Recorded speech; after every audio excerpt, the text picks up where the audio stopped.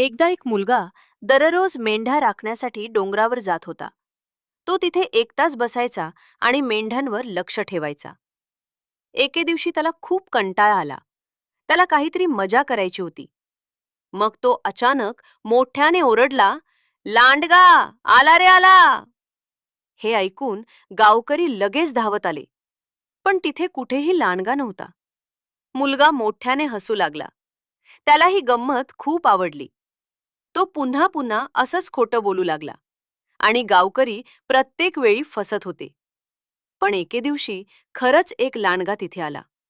मेंढ्या घाबरून इकडे तिकडे पळू लागल्या. मुलगा घाबरला आणि मोठ्याने ओरडला, "लांडगा आला रे, वाचवा!" पण यावेळी कोणीही त्याच्या मदतीला आलं नाही, कारण सगळ्यांना वाटलं की तो पुन्हा खोटं बोलत आहे. मुलगा एकटाच बसला. त्याला आपली चूक कळली. बोध: खोटं बोलल्याने विश्वास कमी होतो.